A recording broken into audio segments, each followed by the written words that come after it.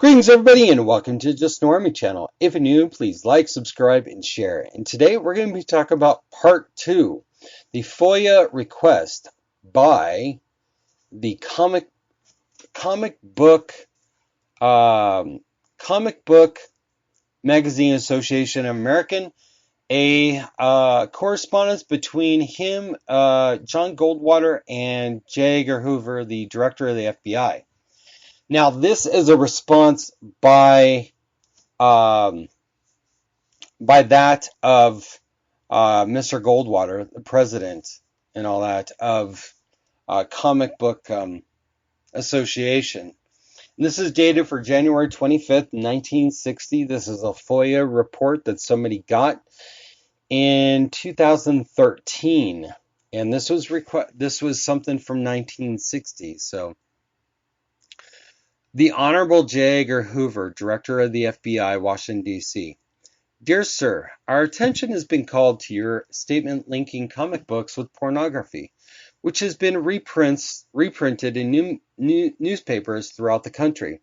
During the past month, we respectfully but most strenuously wish to protest such unjustifiable characterization, for there is absolutely no existing basis for it. Its publication over the name of someone of your stature and public esteem constitutes a serious liability to an industry which has demonstrated its responsibility to a remarkable degree on practically a unanimous basis for more than 5 years. The comic books sold on the newsstand today are not, in any sense, pornography or obscene. They are, on the contrary, decent and in good taste. While it is possible that your statement was not intended to include the comic books sold on newsstands, nevertheless, the average reader could assume that it did, for the statement did not distinguish the legitimate product of our industry from the type of material produced in cartoon form to be sold illicitly as pornography. So he's basically arguing, stating that comics in those days were ran basically in newspapers and stuff like that, you know? Yes, there was comic books, of course. Now, I'm not saying there wasn't and stuff like that, but what I'm getting at here is I think that they're talking about more or less the situation with regards to how this stuff is sold in newsstands and stuff. There wouldn't be pornography. There was never been open pornography in publications and stuff like that, unless they were actually, set towards it, like Playboy, Playgirl, Hustler, whatever that might be. You know what I'm saying? And you got to remember, Playboy, Hustler, they were all around these time periods too, as well. They all kind of started around the 1950s. So, in the next portion here, in October 1954, 90% of publishers, distributors, printers, and engravers of all comic book published in the United States adopted a code, the most stringent in the existence for any communication media established an agency, the Comics Code Authority, to enforce it. The code remains unaltered in every one of its tenets. It observed by all but 2 publishers in the industry. These are ethical publishers but choose not to join the program at the onset, and is enforced by means of advance review of all material intended by publication by the code administrator and her staff. We are enclosing our booklet, Facts About Code-Approved Comic Magazines, which contain the complete text of the code, a description of how the code authority functions, and reference to some of these agencies and individuals who have committed upon the results of this industry self-regulation program. Continuing, you will note that many of the most respected organizations in the country have adopted resolutions or made statements to the comic books available to our children on the newsstands today. For example, National Organization for Decent Literature, an agency of the Catholic Church, has not placed a single comic book on its list of objectionable magazines for a period of more than 4 years. On the contrary, its currently lists more than 150 comic titles as acceptable.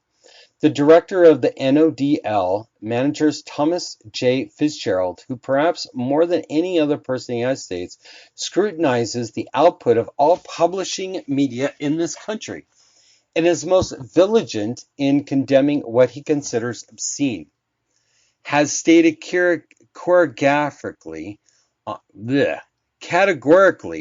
a number of occasions in print and public platform that the Comic Code Authority has definitely cleaned up the comic magazine field and has done a wonderful job. Senator Kafer, who committee studied the problem in 1954, has since stated that the self-regulation program of the industry has cleaned up the comics field. The Rhode Island Commission on Youth, which has distributed thousands of our brochures, the Fitzpatrick Committee of the New York State Legislature are just two of a number of additional examples.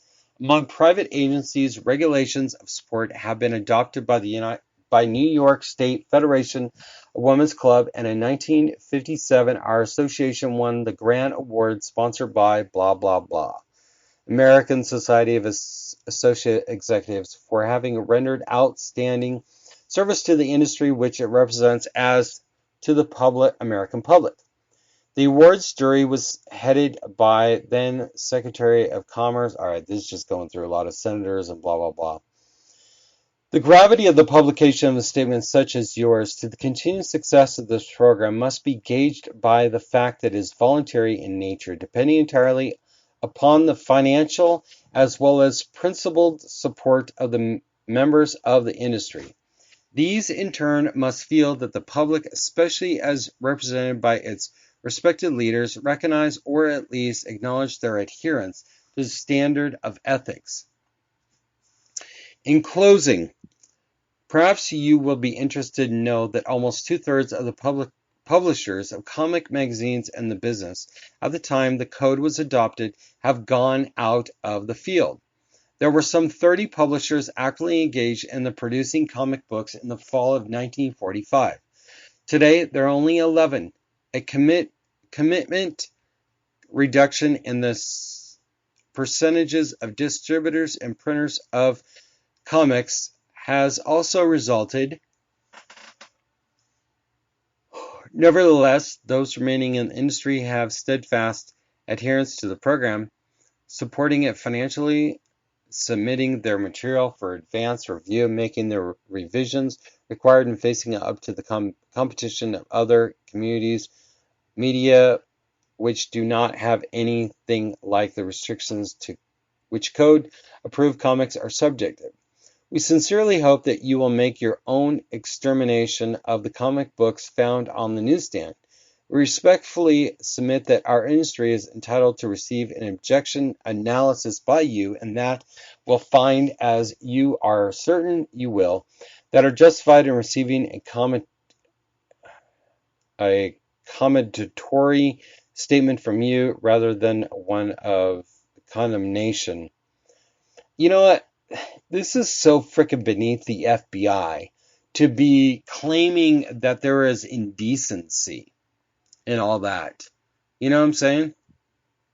And it just further shows how just these people are just unbelievable and crazy. So we're coming up in 9 minutes. This is part 2. We're going to have a part 3. So stay tuned. It'll be dropping in another week on Wednesday. Take care, everybody. Let me know what you think down below. Bye.